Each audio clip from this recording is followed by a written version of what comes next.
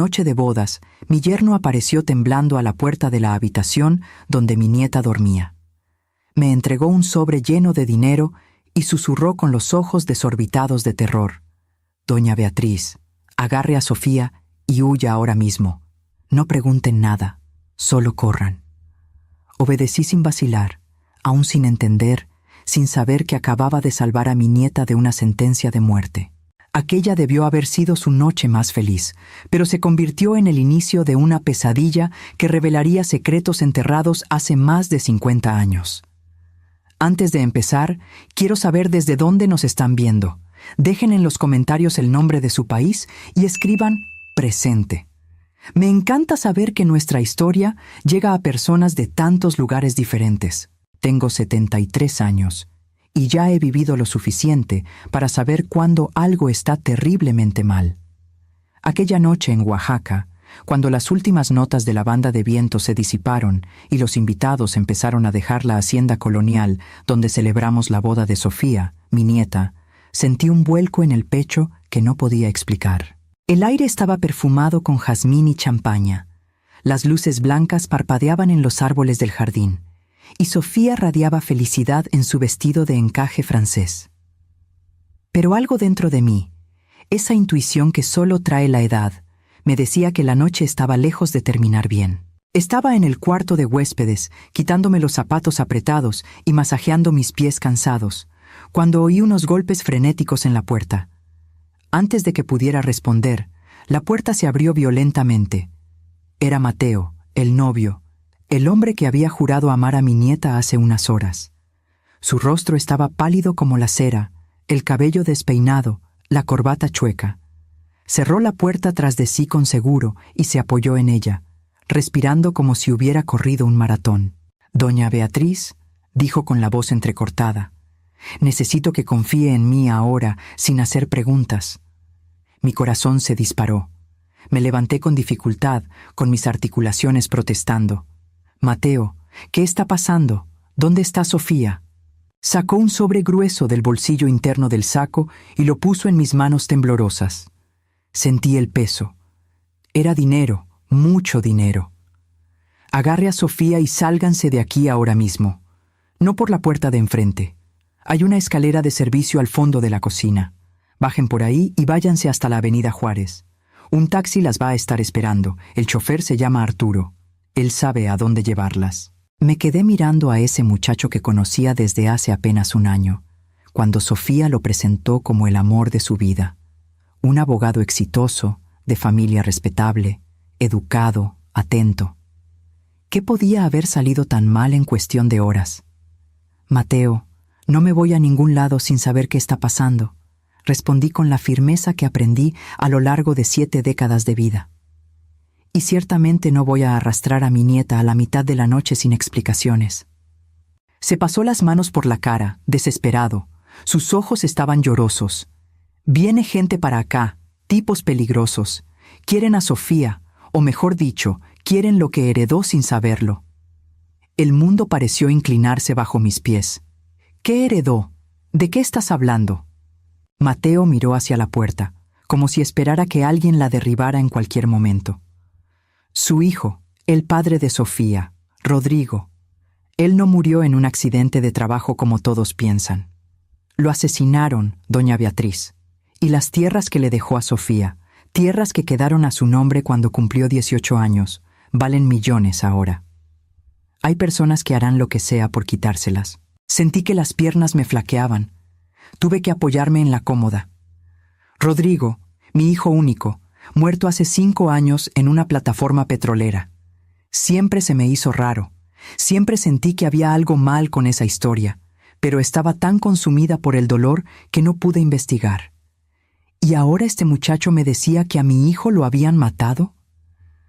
«¿Cómo sabes eso?», pregunté, sintiendo lágrimas calientes rodar por mi rostro arrugado. «Porque mi padre me lo contó hoy, 1 hora antes de la ceremonia. Él está metido, doña Beatriz. Mi propio padre es parte del grupo que mató a Rodrigo. Y cuando descubrió que yo me casaría con Sofía sin saber nada, que de verdad la amo, Vino conmigo y me dijo que, si yo no anulaba el matrimonio esta noche y convencía a Sofía de traspasar las tierras, la matarían. Dijeron que lo harían parecer un accidente, una tragedia en la noche de bodas. El horror me invadió por completo. Miré a ese muchacho, tan joven, tan atormentado, y vi que estaba diciendo la verdad. Vi el amor que le tenía a Sofía, el desespero de quien tiene que elegir entre su familia y la mujer amada. ¿Dónde está tu familia ahora?, pregunté. Allá abajo tomando con los últimos invitados. Pero los hombres que mi padre contrató deben llegar en media hora. Por favor, doña Beatriz, se lo ruego, sáquese a Sofía de aquí. Yo voy a enfrentar a mi padre. Voy a ganar tiempo, pero ustedes tienen que desaparecer hasta que yo logre resolver esto. Asentí, secándome las lágrimas. No había tiempo para cuestionar, para dudar, para procesar la bomba que acababa de caer sobre mi vida.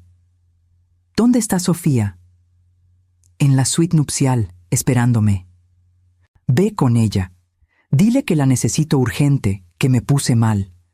Tráela aquí sin llamar la atención. Mateo asintió y salió corriendo. Me quedé sola en esa habitación, sosteniendo el sobre con manos temblorosas, tratando de organizar mis pensamientos caóticos. Mi hijo, asesinado. Mi nieta, en peligro. Y yo, una vieja de 73 años con artritis y presión alta, a punto de huir en la madrugada como una criminal. Abrí mi maleta y saqué ropa cómoda. Un pants, una sudadera de lana, tenis. Me cambié rápido, guardando el sobre al fondo de mi bolsa grande. Mis medicinas para el corazón, mis documentos, el rosario que me dio mi madre, todo fue a dar dentro de la bolsa. 5 minutos después, Sofía entró al cuarto. Todavía traía el vestido de novia, el velo echado sobre los hombros, los ojos brillando de felicidad. Abuela, Mateo dijo que te pusiste mal. ¿Qué pasó? ¿Quieres que llame a un doctor? Cerré la puerta y le puse el seguro. Miré a mi nieta, tan linda, tan inocente, tan ajena al peligro que la acechaba. Sofía, mi vida, necesito que confíes en mí ahora. Quítate ese vestido y ponte esto. Le entregué ropa sencilla. Abuela, ¿qué está pasando? Es mi noche de bodas. Lo sé, mi amor, lo sé, pero tenemos que salir de aquí ya mismo. Te voy a explicar todo en el camino, pero por favor confía en mí. ¿Confías en tu abuela? Me miró confundida, asustada, pero asintió. Siempre he confiado en ti, abuela. Entonces ponte esa ropa, rápido. Sofía obedeció, aunque sus manos temblaban al quitarse el vestido que había escogido con tanto cariño.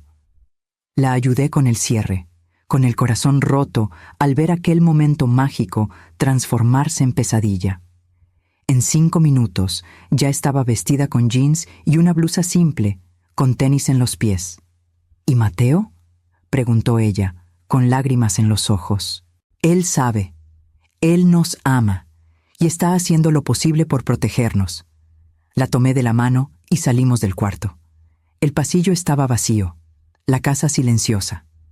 Allá abajo oíamos voces apagadas, risas, música suave.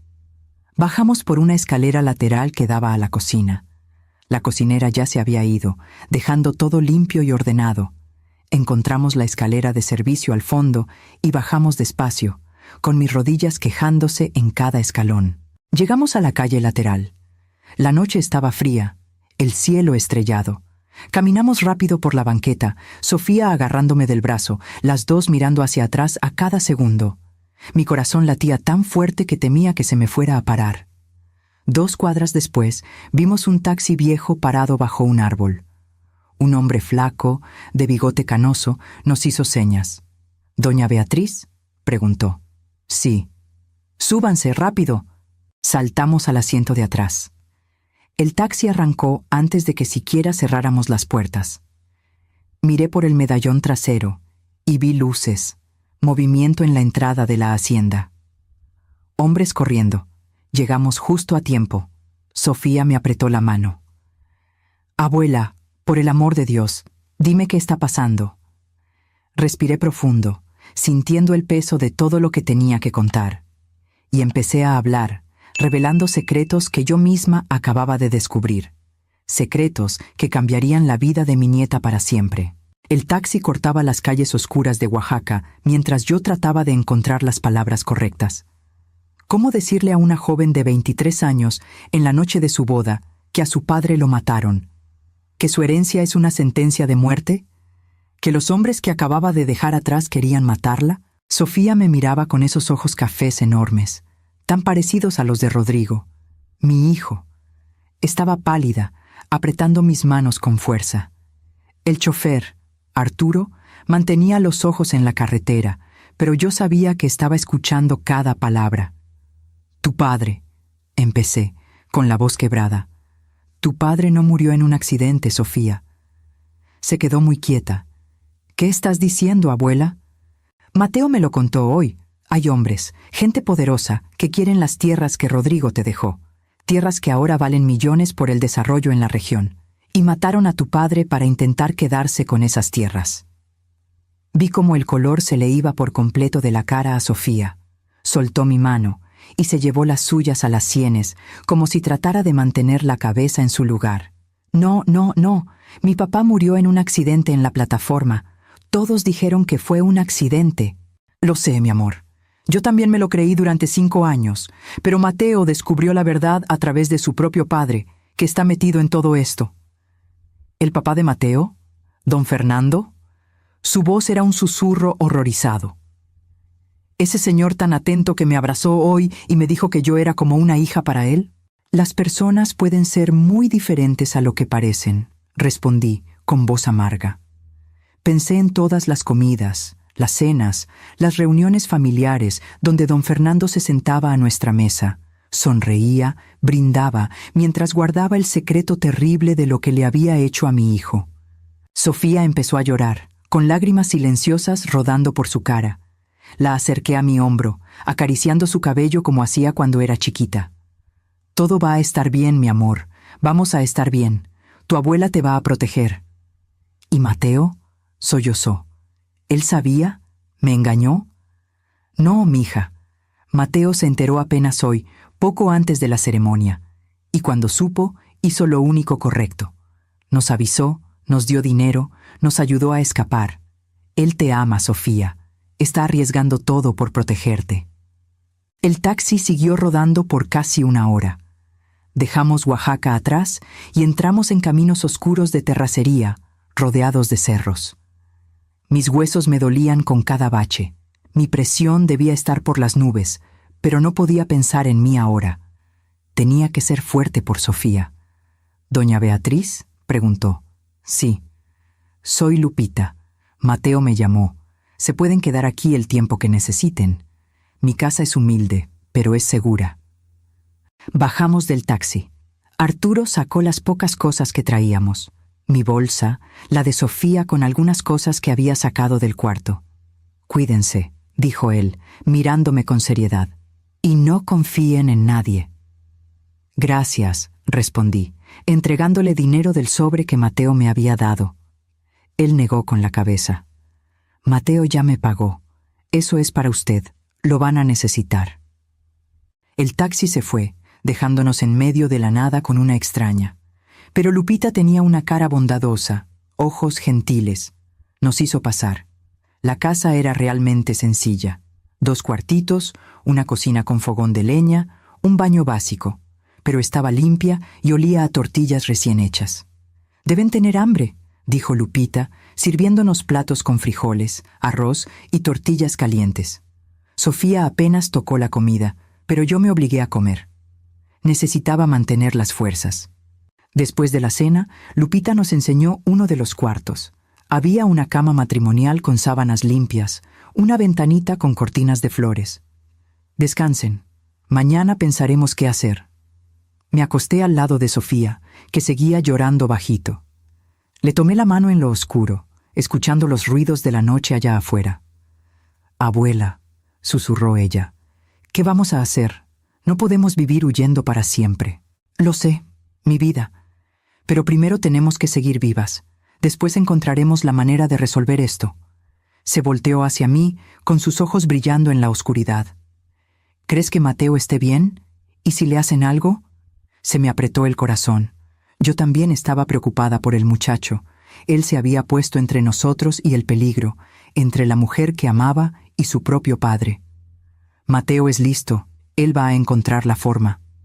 Pero yo no estaba segura de nada. Me quedé despierta toda la noche, oyendo a Sofía finalmente quedarse dormida, agotada de tanto llorar.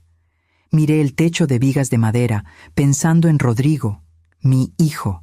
Me acordé de cuando nació, un bebé gordito y sano que gritaba con fuerza. Me acordé de enseñarlo a caminar, a leer, a andar en bicicleta. Me acordé del día que me presentó a Sofía, recién nacida, y me dijo: «Mamá, esta es tu nieta. Cuídala si algo me llega a pasar». En ese entonces pensé que estaba siendo dramático, pero ahora entendía. Rodrigo sabía que estaba en peligro. Sabía que esas tierras traerían problemas, y me pidió que protegiera a su hija. Lágrimas silenciosas corrieron por mi cara arrugada. «Te lo prometo, hijo», susurré en la oscuridad. «La voy a proteger con mi vida, lo juro por lo más sagrado». Al amanecer, desperté con el olor a café de olla. Lupita estaba en la cocina, preparando el desayuno. Sofía todavía dormía, finalmente descansando después de la noche terrible. Me levanté despacio, con todo el cuerpo adolorido, y fui a la cocina. «Buenos días, doña Beatriz», dijo Lupita sirviéndome una taza de café cargado y dulce. «¿Durmió bien?» «No mucho. Mi cabeza no para». Ella asintió con comprensión. Mateo me llamó en la madrugada. Él está bien, pero la cosa está complicada. Su padre está furioso buscándolas. Mateo dijo que se queden escondidas por lo menos una semana. ¿Una semana? ¿Y después? Lupita se encogió de hombros. Después, ustedes tendrán que decidir qué hacer. Huir para siempre, o pelear. Pelear. La palabra retumbó en mi mente. ¿Cómo dos mujeres, una vieja y una joven, podrían pelear contra hombres poderosos, sin escrúpulos, asesinos? Pero entonces pensé en Rodrigo, en cómo luchó toda la vida para darnos una vida digna. Pensé en Sofía, que merecía vivir sin miedo, y algo dentro de mí, algo que pensaba que había muerto con la edad, empezó a despertar. Coraje, puro y ardiente coraje. «Lupita», le dije, mirándola a los ojos, «necesito ayuda. Necesito encontrar a alguien que sepa de leyes, de tierras, alguien que me ayude a entender exactamente qué heredó Sofía y cómo podemos protegerla». Lo pensó por un momento. «Conozco a un licenciado en Puebla, un hombre derecho que no le tiene miedo a la gente de poder. Le puedo llamar. Hazlo, por favor». En ese momento, Sofía apareció en la puerta, con los ojos hinchados pero determinada. «Abuela, te escuché. Yo también quiero pelear. No voy a dejar que la muerte de mi papá sea en vano. Quiero justicia». Miré a mi nieta y vi la fuerza de Rodrigo en ella. Vi la misma determinación, la misma valentía. Y supe que juntas, de alguna forma, encontraríamos el camino. Pasaron 3 días en esa casa aislada. 3 días que parecieron una eternidad. Lupita fue nuestro puente con el mundo exterior, trayendo noticias, comida y, finalmente, el contacto que necesitábamos. El abogado de Puebla, don Carlos, aceptó vernos discretamente. Sofía y yo pasamos esos días platicando, planeando y, sobre todo, tratando de entender la dimensión del problema que enfrentábamos.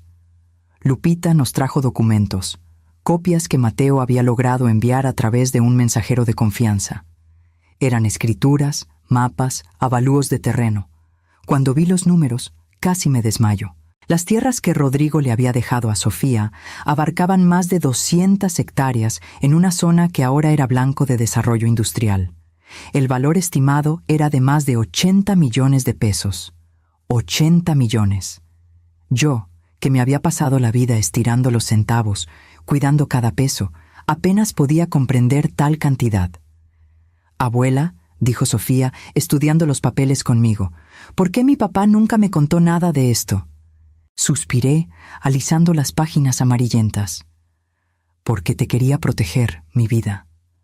Rodrigo creció pobre, igual que yo.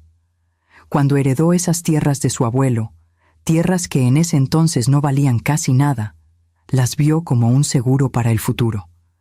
Pero cuando supo que había interés de grandes empresas, que gente peligrosa les había echado el ojo, decidió dejarlas a tu nombre y mantener el secreto. Pensó que así estarías a salvo. Pero no funcionó, dijo ella con amargura. No, porque los hombres ambiciosos siempre encuentran el modo. En la mañana del cuarto día, Lupita nos despertó temprano. Don Carlos llega en 1 hora, prepárense. Nos bañamos por primera vez en días. La casa solo tenía un regaderazo de agua fría, pero fue una gloria. Me puse mi ropa más presentable. Sofía hizo lo mismo. Cuando el licenciado llegó, manejando un coche modesto y con ropa sencilla, me di cuenta de que Lupita había escogido bien. Don Carlos era un señor de unos 60 años, canoso, de lentes de armazón grueso, con las manos manchadas de tinta de pluma. Tenía facha de profesor distraído, pero sus ojos eran filosos, inteligentes. Doña Beatriz, señorita Sofía, saludó dándonos la mano. Estudié los documentos que me mandaron. Su situación es grave, pero no imposible. Nos sentamos a la mesa de la cocina. Lupita sirvió café y se retiró para darnos privacidad. Don Carlos extendió papeles sobre la mesa. Primero, tenemos que establecer la legalidad de la propiedad de Sofía sobre estas tierras. Los papeles están en orden. El traspaso se hizo correctamente cuando ella cumplió los 18. Sofía es la única dueña legal. Pero, ¿y si esos hombres falsifican documentos?, pregunté. ¿Si le pagan a jueces, a funcionarios? Don Carlos asintió seriamente. Es una preocupación válida. Por eso, mi primera recomendación es que registremos estos documentos en múltiples instancias, federales, estatales, hasta internacionales si es posible. Vamos a crear tantas copias certificadas que será imposible borrarlas todas.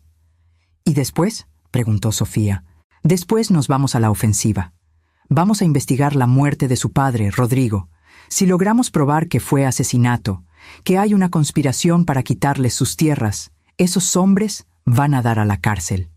Sentí una chispa de esperanza. ¿Pero cómo? Ya pasaron 5 años. Las pruebas ya deben haber desaparecido. No necesariamente. Tengo contactos, investigadores, periodistas, gente que no se queda callada ante la injusticia. Vamos a levantar cada piedra, entrevistar a cada testigo. Alguien sabe algo, siempre hay alguien que vio, que oyó. Sofía me tomó la mano. Abuela, ¿crees que debamos hacer esto? Es peligroso. La miré, a esa joven que era todo lo que me quedaba de Rodrigo. Mi vida, ya estamos en peligro. Huir no va a resolver nada. Esos hombres no van a parar hasta conseguir lo que quieren. Nuestra única oportunidad es exponerlos, destruir su operación antes de que ellos nos destruyan a nosotras. Don Carlos estuvo de acuerdo. Doña Beatriz tiene razón, pero tenemos que ser cuidadosos. Un paso en falso y estarán muertas. La palabra cayó como una losa en la sala. Muertas. Tan definitivo, tan final. ¿Qué tenemos que hacer?, pregunté, enderezando la espalda. Primero, Sofía tiene que firmar un poder para que yo pueda actuar en su nombre. Así, si algo les pasa, yo puedo seguir la lucha legal. Segundo, necesitamos un lugar seguro para que se queden mientras yo trabajo. No pueden volver a Oaxaca ni a su casa. Tengo una hermana en la Ciudad de México, dije. No nos hablamos hace años, pero estoy segura de que nos recibiría. Don Carlos negó con la cabeza. La familia es lo primero que van a vigilar. Tiene que ser alguien que no tenga una conexión obvia con ustedes. Lupita regresó a la cocina. Tengo una amiga en Querétaro. Ella renta cuartos para estudiantes. Podría hospedarlas como inquilinas comunes, sin hacer preguntas. Perfecto, dijo don Carlos.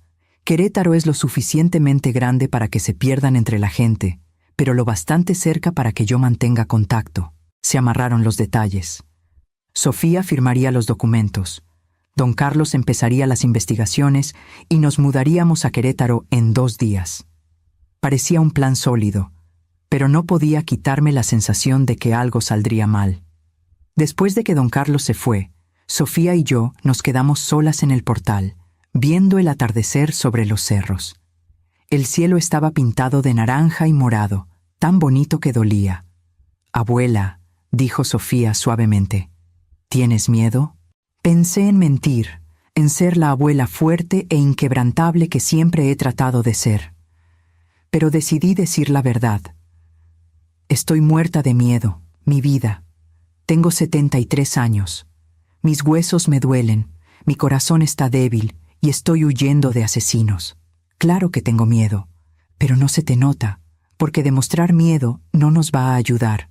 Pero tener miedo, reconocer el peligro, eso es lo que nos mantiene vivas, nos mantiene alertas. Recargó su cabeza en mi hombro. Quisiera que mi papá estuviera aquí.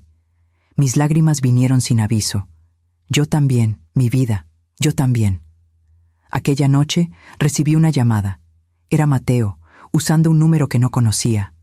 Su voz se oía tensa, cansada. «Doña Beatriz, ¿cómo están?» «Vivas. ¿Y tú?» «Complicado. Mi padre está furioso. Me amenazó con desheredarme. Dijo que soy un traidor. Pero conseguí información que puede ayudar. Nombres, lugares, fechas.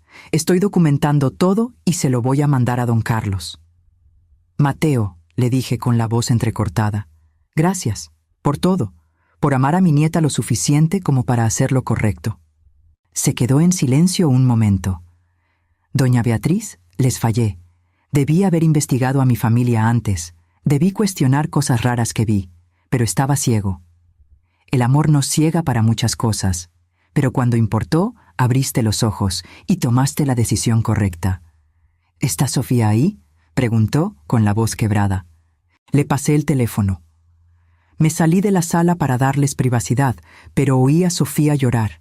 La oí decirle que lo amaba, que lo esperaría. Mi corazón se rompió y se llenó de esperanza al mismo tiempo. 2 días después, salimos para Querétaro. Querétaro nos recibió con una lluvia menudita y un cielo gris. La amiga de Lupita, doña Socorro, era una señora robusta de unos 60 años, con una sonrisa amplia y ojos desconfiados.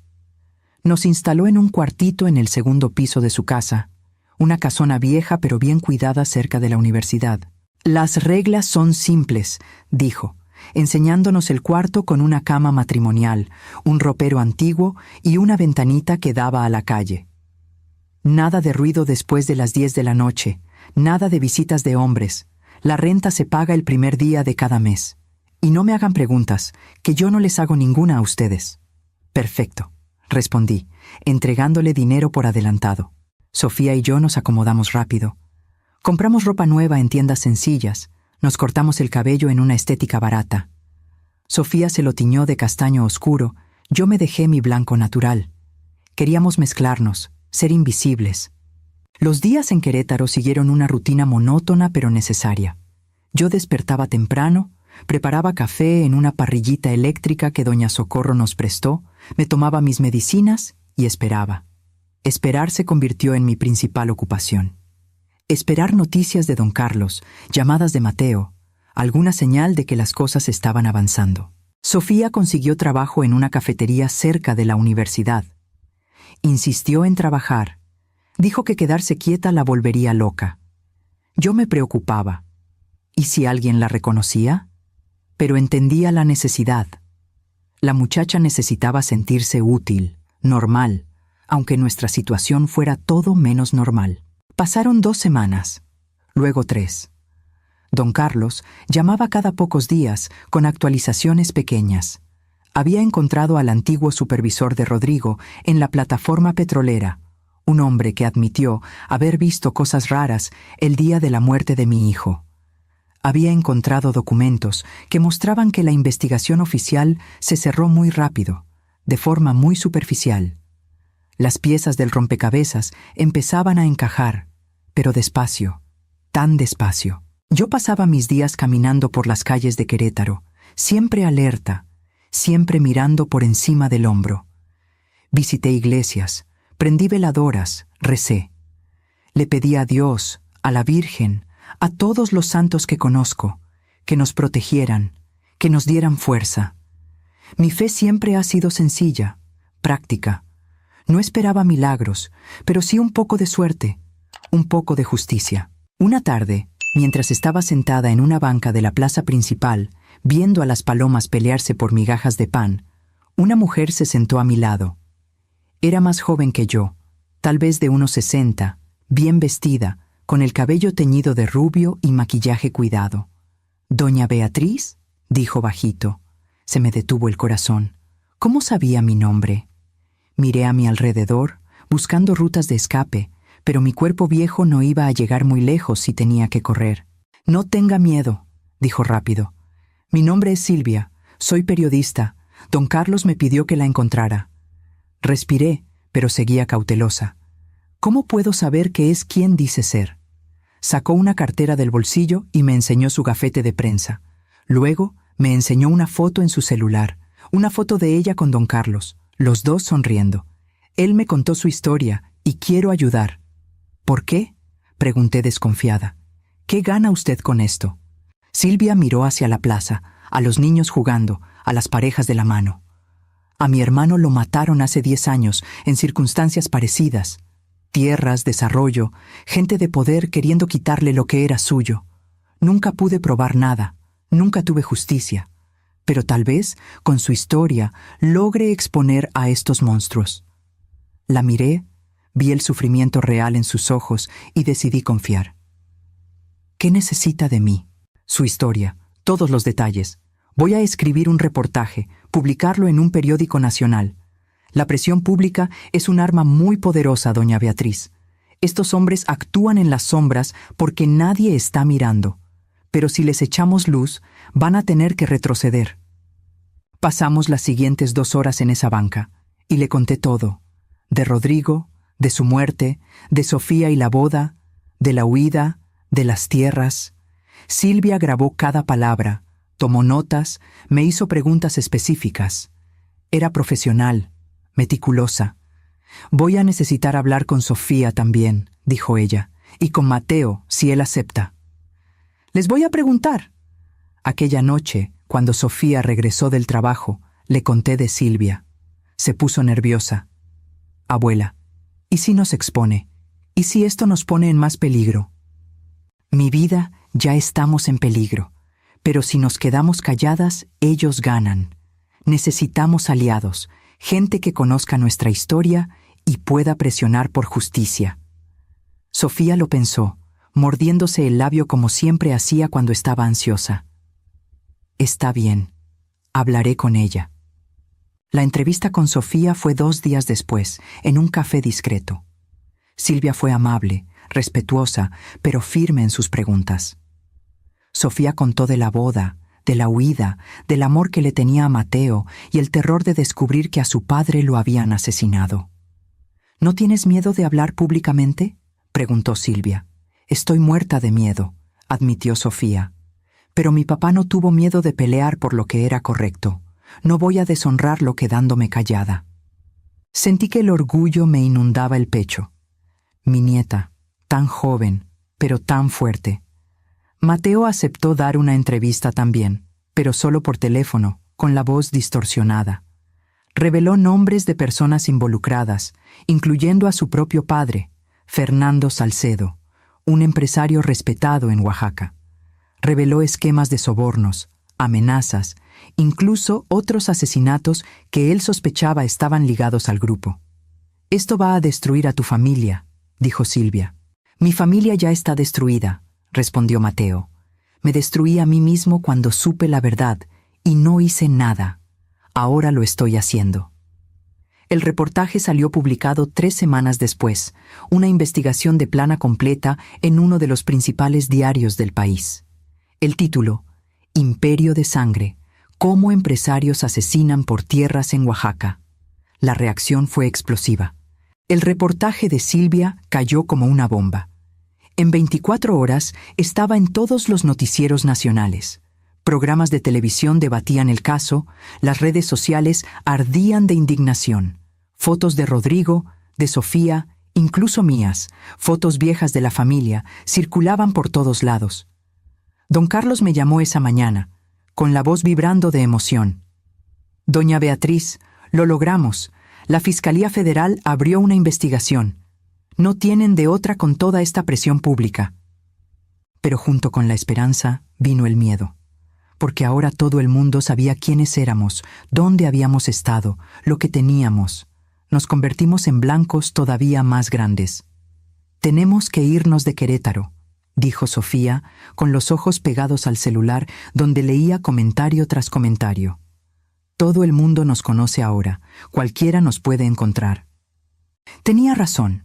Ya habíamos recibido 3 visitas raras esa mañana, reporteros queriendo entrevistarnos, curiosos queriendo conocer a las mujeres valientes del reportaje. Doña Socorro se estaba poniendo nerviosa. Don Carlos consiguió una casa de seguridad, un departamentito en la Ciudad de México, en una colonia de clase media donde nadie nos conocería. Nos mudamos esa misma noche, llevándonos solo lo esencial. La Ciudad de México era enorme, ruidosa, caótica, perfecta para desaparecer. El departamento era chiquitito, un cuarto, una estancia que servía de cocina, un baño apretado. Pero tenía protecciones en las ventanas, puerta reforzada y estaba en el 5º piso. Nos sentimos razonablemente seguras. Los días siguientes fueron una montaña rusa de emociones. La investigación federal avanzaba. 5 hombres fueron arrestados, incluyendo a Fernando Salcedo, el padre de Mateo. Los cargos eran graves: conspiración para homicidio, extorsión, falsificación de documentos. Rodrigo no había sido la única víctima. Descubrieron al menos otros 3 casos parecidos, otras familias destruidas por la ambición de ese grupo. Mateo nos visitó por primera vez 2 semanas después. Sofía y yo estábamos cenando sopa de fideo cuando tocó a la puerta. Sofía corrió a abrir y se abrazaron en el pasillo, llorando, besándose, como si no se hubieran visto en años. Estaba más flaco, con ojeras profundas, pero sus ojos brillaron al ver a Sofía. «Mi amor», susurró, «¿estás bien? ¿Están seguras?» «Estamos», respondió Sofía metiéndolo al departamento. «Gracias a ti». Mateo se sentó con nosotras, rechazó la comida, pero aceptó café. «Mi padre está preso. Confiscaron todos los bienes de la familia. Mi madre no me habla. Mis hermanos me odian. Lo perdí todo». «No perdiste a Sofía», le dije con dulzura. «Y no perdiste tu dignidad, hiciste lo correcto. Lo sé, no me arrepiento, pero duele, doña Beatriz, duele descubrir que tu padre es un monstruo». Puse mi mano arrugada sobre la suya. «Tú no eres responsable de los pecados de tu padre. Eres responsable solo de tus propias decisiones. Y tus decisiones fueron de honor». Sonrió tristemente. «Sofía tiene suerte de tenerla». «Las dos tenemos suerte de tenerte», respondí. Mateo se quedó unas horas. Él y Sofía platicaron en voz baja en el cuartito mientras yo lavaba los trastes, dándoles privacidad. Cuando se fue, Sofía tenía lágrimas en los ojos, pero estaba sonriendo. «Me pidió que volviéramos a planear la boda», me dijo. «Cuando todo esto acabe, cuando seamos libres, quiere hacer las cosas bien». «¿Y tú?» Le dije que sí, obvio. «Abuela, lo amo. A pesar de todo, por todo, él demostró su amor». Abracé a mi nieta, sintiendo sus lágrimas mojar mi hombro. «Tu papá estaría orgulloso, mi vida, de ti, de tus decisiones, de tu valor». Pero la paz no duró. 3 días después, don Carlos me llamó de urgencia. «Doña Beatriz, necesito que vengan a mi oficina ya mismo. Hay algo que tienen que ver». Tomamos un taxi, Sofía y yo apretadas en el asiento de atrás, con mi corazón acelerado. La oficina de don Carlos estaba en un edificio viejo pero respetable en el centro histórico. Nos recibió en la puerta, con la cara seria. «Siéntense», dijo, señalando sillas de cuero gastado. Su escritorio estaba tapizado de documentos, fotos, mapas. «¿Qué pasó?», preguntó Sofía, con voz tensa. Don Carlos suspiró profundo. «Los investigadores federales descubrieron algo. Las tierras de Sofía, las tierras por las que mataron a Rodrigo, no solo eran valiosas por el desarrollo industrial». «¿Qué?», pregunté confundida. Extendió mapas sobre la mesa. Hay reservas de litio debajo de esas tierras. Mucho litio, miles de millones de pesos en litio. Y el gobierno está metido, doña Beatriz. Hay funcionarios que querían esas tierras para darles la explotación a empresas específicas. El esquema va mucho más allá de Fernando Salcedo y su grupo. Sentí que el piso desaparecía bajo mis pies. ¿Me está diciendo que hay gente en el gobierno que nos quiere matar? Estoy diciendo que ustedes son una amenaza para un esquema que involucra a políticos, empresarios, tal vez hasta gente en puestos muy altos de poder. Sofía se puso pálida. ¿Entonces nunca vamos a estar seguras? ¿Ni con los arrestos, ni con la investigación? Don Carlos vaciló. Hay una solución. Pueden vender las tierras. Puedo negociar un precio justo, depositar el dinero en una cuenta afuera y se pueden ir. Dejar México, empezar de cero en otro país. Huir, dije con amargura. Otra vez. Sobrevivir, corrigió don Carlos. Doña Beatriz, entiendo su deseo de justicia, pero esa gente, ese nivel de poder, ellos siempre ganan, siempre. Miré a Sofía. Ella miraba sus propias manos, con lágrimas cayendo en silencio. Abuela, susurró, estoy cansada. Cansada de tener miedo, de huir, de mirar por encima del hombro. Tal vez tenga razón. Tal vez deberíamos agarrar el dinero e irnos. Mi corazón quería gritar que no podíamos dejar que los asesinos de Rodrigo ganaran, que la justicia importaba. Pero mi cabeza cansada y vieja, veía la lógica. Veíamos a dos mujeres contra un imperio de corrupción. ¿Cómo podíamos ganar? ¿Cuánto tiempo tenemos para decidir?, pregunté. Unos días, pero no muchos. La presión está subiendo. Hubo un intento de entrar a su departamento anoche. ¿Qué?, gritó Sofía. El portero los detuvo, pero no era alguien queriendo robar. Eran profesionales, doña Beatriz. Alguien mandó a por ustedes. El miedo me atravesó como un hielo. Sabían dónde estábamos. A pesar de todo el cuidado, nos encontraron. Tenemos que salir de ahí ya, dije, levantándome. Don Carlos ya tenía un plan. Nos llevó a un hotel discreto, pagó en efectivo, se registró con un nombre falso. Quédense aquí, no salgan del cuarto. Voy a trabajar en las opciones. Pasamos la noche en ese cuarto de hotel, con las cortinas cerradas, la televisión prendida en volumen bajo solo para tapar el silencio pesado. Sofía estaba acostada en la cama, mirando el techo. Yo estaba sentada en un sillón, agarrando mi rosario, rezando. «Abuela», dijo Sofía de repente, «si vendemos las tierras y nos vamos, ¿a dónde iríamos?», pensé. «Tal vez a España. Tengo primas lejanas allá. O a Argentina. Dicen que Buenos Aires es muy bonito. ¿Y Mateo?». «Mateo se puede ir con nosotras, si él quiere». Se sentó, mirándome con los ojos rojos de llorar. ¿Pero eso sería justo? ¿Sacarlo de su vida, de su carrera, solo porque yo no soy lo suficientemente fuerte para pelear? «Sofía, escucha», dije, moviéndome para sentarme con ella en la cama. «No se trata de fuerza, se trata de supervivencia. Tu papá peleó y murió. No quiero el mismo destino para ti». «¿Pero y la justicia? ¿Y todas esas otras familias que sufrieron? Si huimos, ¿quién va a pelear por ellas?». Sus palabras me dieron directo en el blanco, porque tenía razón. Silvia, la periodista, había encontrado otras 5 familias, otros 5 casos de asesinato, extorsión, robo. Si nos rendíamos ahora, todo ese dolor iba a ser en vano. Pero ¿y si peleábamos y perdíamos la vida? No dormí esa noche. Me quedé sentada en ese sillón incómodo del hotel, viendo a Sofía finalmente dormirse agotada, y pensé en toda mi vida. 73 años de luchas, de pérdidas, de victorias chiquitas y tragedias grandes. Perdí a mi marido joven, cuando Sofía ni siquiera nacía. Crié a Rodrigo sola, trabajando de empleada doméstica, lavando ajeno, haciendo lo que fuera para poner comida en la mesa. Y cuando finalmente Rodrigo creció, se hizo un hombre de bien. Me dio una nieta hermosa. Me lo arrebataron unos monstruos ambiciosos. Al amanecer, tomé una decisión. Cuando Sofía despertó, me encontró vestida, sentada en la orilla de la cama, con los papeles que don Carlos nos dio regados a mi alrededor.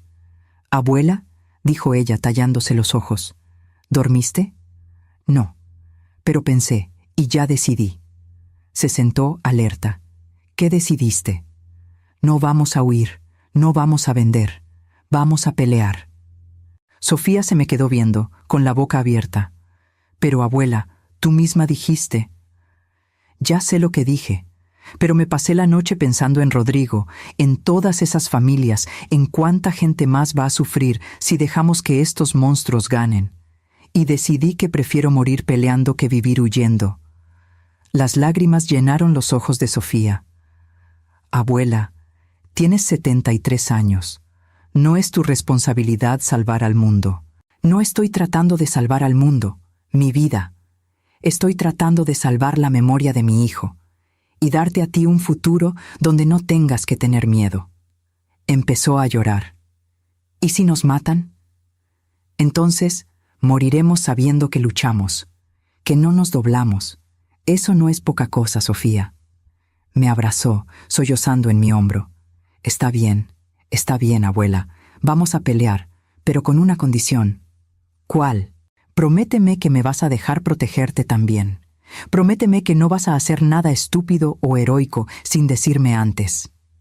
Sonreí acariciando su cabello. Prometo intentar. Llamé a don Carlos. No vamos a vender, vamos a exponerlos a todos, vamos a la lucha hasta el final. Hubo un silencio. Luego suspiró. Doña Beatriz, son mujeres muy valientes o muy tontas, pero las voy a ayudar. Vamos a necesitar un plan de hierro. El plan se armó en los días siguientes. Don Carlos, Silvia la periodista, Mateo y hasta algunos de los investigadores federales que resultaron derechos. Formamos una especie de equipo. El objetivo era simple: juntar pruebas suficientes no solo para encerrar a Fernando Salcedo y sus cómplices directos, sino para exponer toda la red de corrupción, incluyendo a los políticos metidos. Mi papel era ser la cara pública de la lucha, la abuela anciana que perdió a su hijo y se negaba a callarse. Silvia organizó entrevistas en programas de tele, radios, periódicos. Al principio estaba muerta de nervios. Nunca había salido en la tele, no sabía cómo portarme, qué decir, pero Silvia me enseñó. Sea usted misma, doña Beatriz. Cuente su verdad. La gente conecta con lo auténtico. Mi primera entrevista fue en un programa matutino muy popular. Me senté en un sillón suavecito, con luces brillantes apuntándome, una conductora sonriente haciéndome preguntas. Temblaba tanto que el agua en el vaso a mi lado bailaba. «Doña Beatriz», preguntó la conductora, «¿por qué arriesgar su vida y la de su nieta? ¿Por qué no aceptar el dinero y vivir en paz?» Miré directo a la cámara. «Porque la paz comprada con sangre no es paz. Porque mi hijo Rodrigo merece justicia. Porque hay otras madres, otras abuelas, que perdieron hijos por esta banda de criminales de cuello blanco. Y alguien tiene que decir, ya basta». La entrevista se hizo viral. En 2 días tenía millones de vistas. Mensajes de apoyo llegaban por miles, pero también amenazas. Amenazas horribles, detalladas, describiendo exactamente cómo me matarían, cómo harían sufrir a Sofía. Don Carlos contrató seguridad para nosotras. 2 expolicías, hombres serios y callados que nos acompañaban a todos lados. Era raro, hasta penoso, pero necesario. La investigación federal avanzaba. Más nombres salieron a la luz. Un senador, 2 diputados, el director de una agencia de desarrollo regional. El escándalo crecía día con día. Y entonces vino el golpe que lo cambiaría todo. Uno de los investigadores federales, un muchacho llamado Luis, descubrió documentos escondidos en las oficinas de Fernando Salcedo. Documentos que probaban no solo el esquema de las tierras, sino también que el accidente de Rodrigo había sido planeado minuciosamente. Había correos, transferencias bancarias para el hombre que saboteó la plataforma, hasta fotos tomadas el día antes de su muerte, enseñando cómo seguían a Rodrigo. Cuando don Carlos me enseñó esos papeles, sentí que estaba viendo el asesinato de mi hijo pasar otra vez. Había correos discutiendo la eliminación del problema Rodrigo. Había un presupuesto para el servicio. Había todo. Con esto, dijo don Carlos, con la voz temblorosa de la emoción. Podemos hundirlos, a todos ellos. Pero hubo un precio. A Luis, el investigador que encontró los papeles, lo mataron 2 días después. Dijeron que fue un asalto, que estuvo en el lugar equivocado a la hora equivocada. Pero todos sabíamos la verdad. Sofía entró en pánico. Abuela, están matando gente. Nos van a matar a nosotras también. Tal vez, respondí, sorprendentemente tranquila. Pero ahora tenemos las pruebas. Si algo nos pasa, ya están copiadas y repartidas con decenas de periodistas, abogados, investigadores. Nuestra muerte solo haría esas pruebas más fuertes. Era una lógica fría, pero real. Nos volvimos demasiado peligrosas para que nos mataran. Se fijó la fecha del juicio. Fernando Salcedo y otros 12 acusados enfrentarían cargos de homicidio, conspiración, corrupción. Los medios cubrían cada detalle. El país entero estaba viendo. Mateo apareció la víspera del juicio. Estaba irreconocible. Había bajado de peso. Tenía los ojos hundidos, pero había una determinación en él que no le había visto antes. Voy a testificar, dijo. Contra mi padre, contra todos ellos. Voy a contar todo lo que sé. Sofía lo abrazó. Mateo, te pueden meter a la cárcel a ti también. Vivías con ellos. Te pueden considerar cómplice. No importa, tengo que hacerlo. Por Rodrigo, por ustedes, por mí mismo. El juicio empezó una mañana de septiembre. El juzgado estaba a reventar. Periodistas, víctimas de otros casos, curiosos, todos queriendo ver que se hiciera justicia o, tal vez, esperando verla fallar otra vez. Sofía y yo nos sentamos en la primera fila. A nuestro lado, otras familias, otros rostros marcados por la pérdida y el dolor. Vi a una mujer agarrando la foto de un hijo muerto. Vi a un señor anciano con lágrimas rodando en silencio por su cara. Estábamos todos ahí, unidos por la tragedia, esperando justicia. Fernando Salcedo entró esposado, con la cara dura e inexpresiva. No miró a Mateo, ni a nosotras. Solo se quedó viendo al frente, como si todo aquello fuera una molestia menor. Los otros acusados se veían más nerviosos. El senador lo negaba todo. Gritaba sobre una conspiración política. Los empresarios miraban al piso. Uno de ellos estaba llorando. El fiscal presentó las pruebas. Se leyeron los correos en voz alta. Se exhibieron los documentos en pantallas grandes. Cada evidencia era como un martillazo cerrando su ataúd. Cuando llegó la hora de que Mateo testificara, la sala se quedó en silencio absoluto. Mateo caminó al estrado con pasos firmes, pero vi que sus manos temblaban cuando puso la palma sobre la Biblia para jurar decir la verdad. Por primera vez desde que entró al juzgado, Fernando Salcedo levantó la vista. Miró al hijo que estaba a punto de destruirlo. «Diga su nombre completo», dijo el juez. «Mateo Fernando Salcedo Torres». «¿Y cuál es su relación con el acusado Fernando Salcedo?» «Es mi padre». Un murmullo atravesó la sala. El juez golpeó el mallete pidiendo silencio. El fiscal se acercó. «Señor Salcedo, ¿puede contarnos lo que sabe sobre el homicidio de Rodrigo Mendoza?» Mateo respiró hondo. Sus ojos se encontraron con los de Sofía por un segundo, y ella asintió dándole ánimos. Entonces empezó a hablar. «Crecí oyendo a mi padre discutir negocios en la cena, tierras, desarrollo, oportunidades. Cuando tenía 16 años, oí por primera vez sobre resolver problemas de forma definitiva. No entendí en ese entonces, o fingí no entender. Pero con el tiempo, me empecé a dar cuenta de que algunas familias perdían sus tierras después de accidentes convenientes. Muertes convenientes. «¡Objeción!», gritó el abogado de Fernando. «¡Especulación! No ha lugar. Continúe». Rodrigo Mendoza era uno de esos problemas. Lo supe 3 meses antes de conocer a Sofía. Mi padre mencionó en una junta que el heredero de las tierras de Mendoza tenía que ser persuadido o removido. No até cabos hasta que me enamoré de Sofía, hasta que ella me contó de su padre muerto en un accidente de plataforma. La voz de Mateo tembló. Cuando pedí la mano de Sofía, mi padre me llamó aparte. Dijo que era conveniente, que yo podía hacer que Sofía nos firmara las tierras. Me negué. Dije que amaba a Sofía, que no la iba a usar. Fue entonces cuando me contó todo, cómo sabotearon la plataforma, cómo le pagaron al inspector de seguridad para falsificar reportes, cómo a Rodrigo lo mataron porque se negó a vender. Lágrimas corrían por la cara de Mateo ahora. Sofía lloraba abiertamente a mi lado. Le apreté la mano con fuerza, con mis propios ojos nublados. Mi padre dijo que, si yo no cooperaba, Sofía tendría el mismo destino que Rodrigo en la noche de bodas. Que sería fácil, un accidente en el viaje de luna de miel, tal vez, y que tenía que elegir mi familia o ella. Y elegiste a Sofía, dijo el fiscal suavemente. Elegí hacer lo correcto. Elegí el honor sobre la sangre. Fernando Salcedo explotó. «¡Traidor! ¡Eres un...!». Los guardias lo callaron, pero el daño ya estaba hecho. Su máscara de indiferencia se cayó, dejando ver al monstruo detrás. Siguieron otros testimonios. El ex supervisor de Rodrigo, que admitió haber sido presionado para alterar reportes de seguridad. Un empleado de la agencia de desarrollo que entregó correos mostrando sobornos.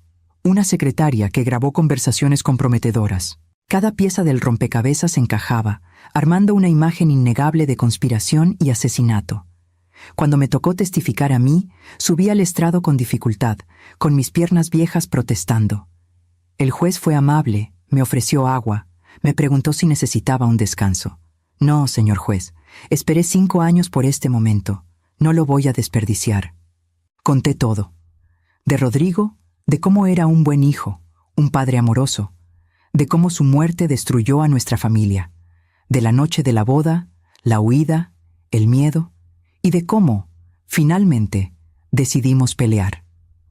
«¿Por qué no aceptó el dinero y se fue?», preguntó el abogado de la defensa en el contrainterrogatorio, tratando de intimidarme.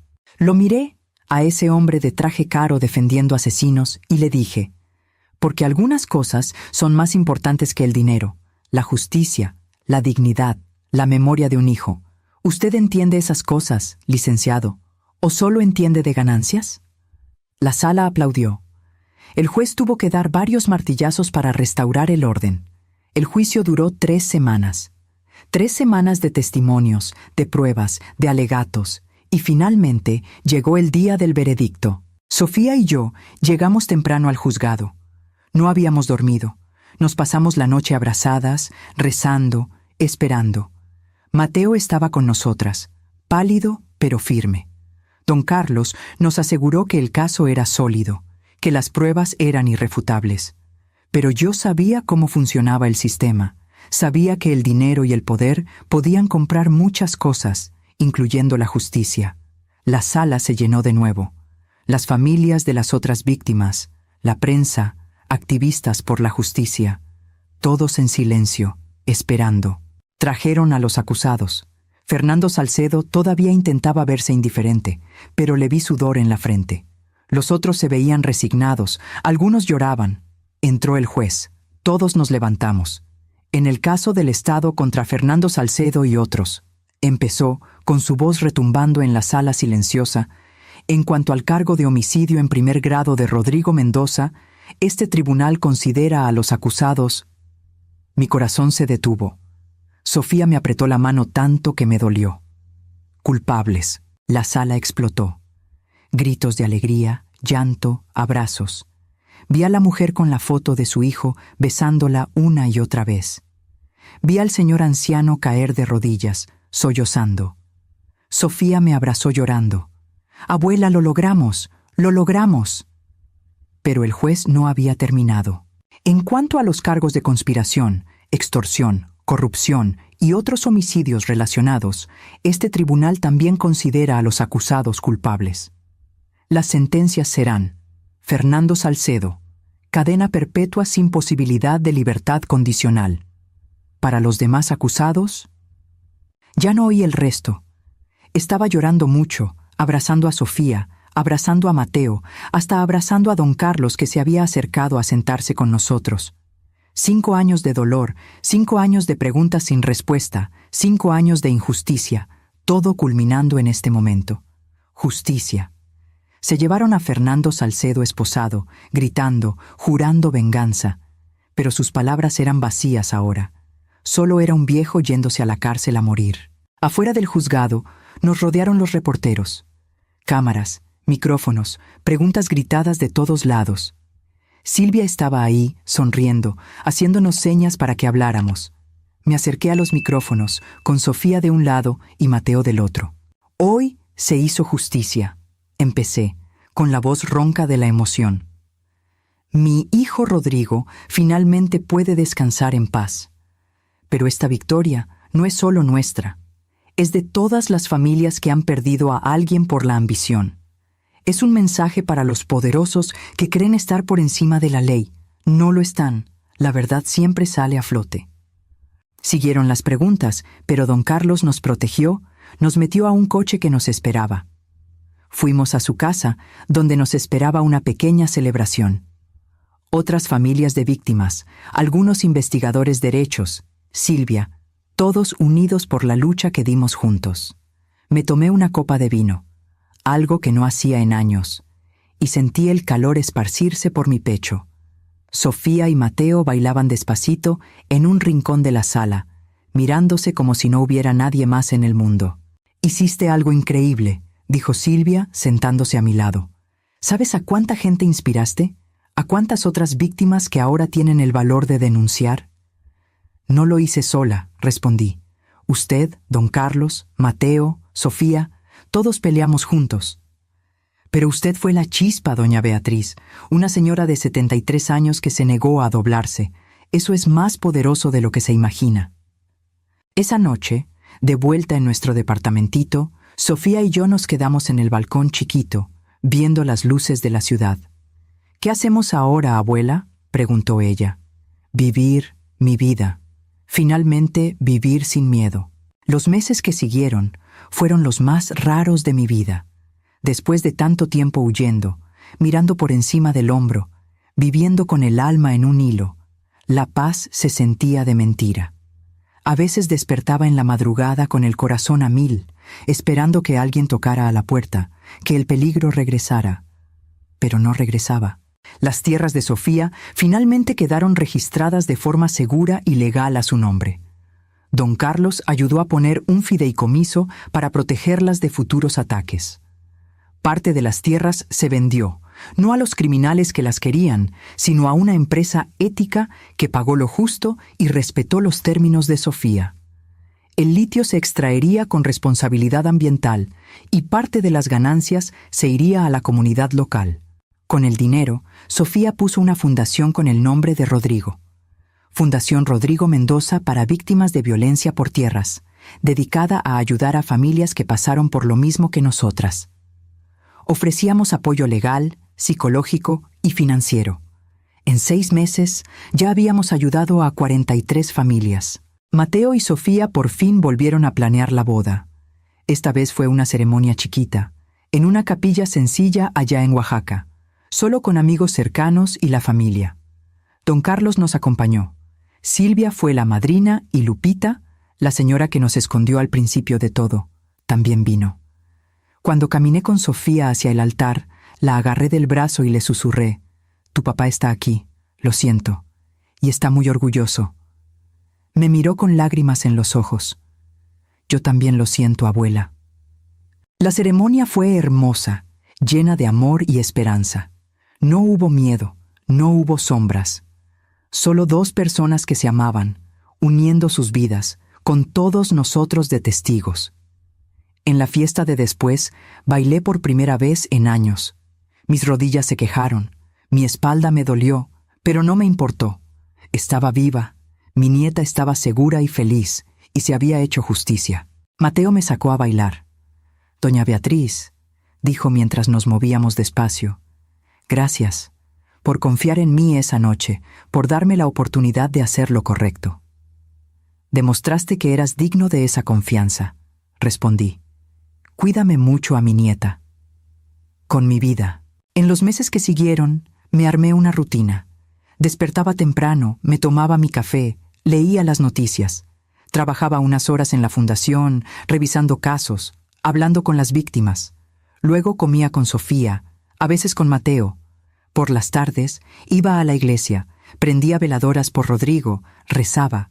Era una vida sencilla, pero era la mía, sin miedo. Un día, 6 meses después del juicio, recibí una carta. Era de Fernando Salcedo, desde la cárcel. Mi primera reacción fue tirarla, pero algo me hizo abrirla. Doña Beatriz, decía la carta con letra temblorosa, no espero perdón, no lo merezco, pero quería que supiera que paso cada día en esta celda pensando en lo que hice, en las vidas que destruí. Su hijo Rodrigo era inocente, todas las víctimas lo eran, y yo vendí mi alma por dinero que ahora no vale nada. Mi hijo me odia, mi esposa me dejó, mis otros hijos se cambiaron el apellido. Lo perdí todo, y es menos de lo que merezco. Espero que usted y Sofía encuentren paz. Es lo mínimo que puedo desear. Sostuve la carta un buen rato, sintiendo cosas encontradas. El coraje seguía ahí, siempre estaría, pero también había algo más. Lástima, tal vez. Lástima por un hombre que deshizo tantas vidas, incluyendo la suya. Le enseñé la carta a Sofía. La leyó y la rompió. No quiero nada de él, ni disculpas, ni arrepentimientos tardíos. Quiero que sufra cada día por lo que hizo. Entendí su rabia, pero yo ya tenía 74 años y aprendí que cargar odio envejece el alma más rápido que nada. Mi vida, le dije, él ya va a sufrir. Está en una cárcel por el resto de sus días, pero nosotras no tenemos que sufrir con él. Tenemos que seguir adelante. Lo pensó y luego asintió despacio. Tienes razón, abuela, como siempre. Ese verano, Sofía me dio la noticia más maravillosa. Estaba embarazada. Mi corazón casi explota de felicidad. Un nuevo comienzo, una nueva vida, naciendo de las cenizas de tanto dolor. Le vamos a poner Rodrigo, dijo ella, con las manos en su vientre todavía plano. Si es niño, tu papá estaría muy honrado, respondí llorando de alegría. Durante los meses del embarazo de Sofía, la cuidé como la había cuidado cuando era bebé. Le preparaba sus antojos, le masajeaba los pies hinchados, le leía cuando no podía dormir. Era como un círculo cerrándose. Yo había cuidado a Rodrigo, luego a Sofía, y ahora me preparaba para conocer a otra generación. El bebé nació en febrero, una mañana fría pero soleada. Un niño sano, con pulmones fuertes y ojos curiosos. Cuando lo cargué por primera vez, vi a Rodrigo en él. La misma forma de la cara, las mismas manitas chiquitas pero fuertes. «Hola, pequeño Rodrigo», le susurré. «Tu bisabuela está aquí, y te voy a contar historias de tu abuelo, de un hombre bueno que peleó por lo que era justo, y vas a crecer sabiendo que vienes de una familia de guerreros». Sofía me miraba desde la cama del hospital, agotada pero radiante. «Abuela, ¿crees que viva lo suficiente para verlo crecer?» Sonreí. «Mi vida, pienso llegar a los 100. Este niño necesita a su bisabuela». Y de veras pensaba hacerlo. Tenía mucho por vivir todavía. Quería ver a Rodrigo crecer, dar sus primeros pasos, decir sus primeras palabras. Quería seguir trabajando en la fundación, ayudando a familias. Quería ver que la justicia siguiera adelante. Hoy, sentada en el portal de la casa que Sofía y Mateo compraron, una casa preciosa con jardín y cuartos para todos, miro hacia atrás al camino que recorrimos y todavía me asombro. 2 mujeres, una vieja y una joven, contra un imperio de corrupción. Y ganamos. No fue fácil. Hubo noches de terror, días de desespero, momentos en que pensé que no la libraríamos, pero la libramos. Y más que eso, salimos adelante. El pequeño Rodrigo ya tiene 8 meses, gateando por la sala, riéndose. Sofía trabaja medio tiempo en la fundación. Mateo volvió a litigar, pero ahora defiende a víctimas de injusticias. Y yo simplemente vivo. Cada día es un regalo. A veces todavía tengo pesadillas. Sueño con aquella noche de bodas, con la huida, con las caras de los hombres que querían matarnos. Pero despierto y veo a mi familia a mi alrededor. Veo la vida que construimos de las ruinas y sé que valió la pena. La fundación sigue creciendo. En el último año ayudamos a 120 familias. Silvia escribió un libro sobre nuestra historia, que se volvió un éxito de ventas e inspiró cambios en la ley para proteger a los herederos de tierras valiosas. Don Carlos ahora entrena a otros abogados en cómo pelear contra la corrupción. Nuestra historia se volvió más grande que nosotras. Se volvió un símbolo de que la gente común puede enfrentar al poder y ganar. Que la justicia, aunque sea difícil, es posible. Hoy es el cumpleaños de Rodrigo. Cumpliría 53 años. Sofía y yo fuimos al panteón temprano, llevando flores frescas y al pequeño Rodrigo. Nos sentamos en el pasto a un lado de la tumba y le conté al bebé sobre su abuelo. Era valiente como tu mamá, y atento como vas a ser tú, y peleó por lo que era correcto, aunque fuera difícil. Eso es lo que significa ser un Mendoza. Sofía lloró en silencio. Aún después de tanto tiempo, el dolor de la pérdida seguía ahí. Pero ahora también había paz, sabiendo que su muerte no fue en vano, que logramos que se hiciera justicia. Al regresar a casa, el sol se estaba poniendo, pintando el cielo de tonos rosa y naranja. Agarré la mano de Sofía con una mano, y con la otra empujaba la carriola del bebé. 3 generaciones, caminando juntas, unidas por el amor y por la lucha.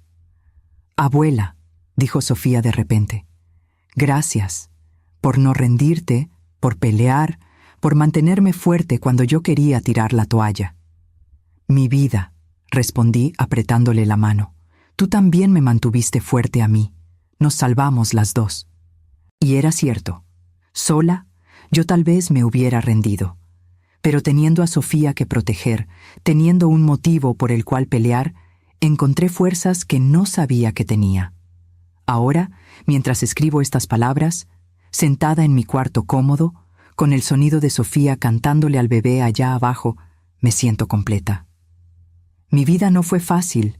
Perdí mucho, sufrí mucho, pero también amé mucho, peleé mucho y finalmente gané. Si alguien está leyendo esto, alguien que está pasando por una injusticia, por miedo, por opresión, le quiero decir, peleé. No importa qué tan imposible parezca, no importa qué tan poderosos sean sus enemigos. La verdad tiene poder. La justicia, aunque sea lenta, existe. Y la gente común, cuando decide levantarse, puede mover montañas. Tengo 74 años ahora. Mis huesos me duelen, mi corazón está débil, mi vista me falla. Pero mi espíritu nunca ha estado tan fuerte, porque sé que viví con dignidad, que peleé por lo correcto, que protegí a los que amaba. Y cuando me llegue mi hora, cuando finalmente me reúna con Rodrigo, podré mirarlo a los ojos y decirle, «Lo logré, hijo, protegí a tu hija, logré justicia para ti, y dejé un mundo un poquito mejor para tu nieto». Por ahora, sigo viviendo, un día a la vez, rodeada de amor, fortalecida por la victoria, en paz, finalmente. Esta es mi historia. La historia de cómo una noche de bodas se volvió una huida se volvió una pelea, y una pelea se volvió victoria. No es una historia perfecta, no tiene final de cuento de hadas, pero es real, es mía, es nuestra, y con eso basta. Ahora, si les gustó esta historia, denle clic en suscribirse y díganme en los comentarios qué parte los dejó con el ojo cuadrado. Ah, y no olviden hacerse miembros para tener acceso a videos exclusivos que no subo aquí. Los espero allá.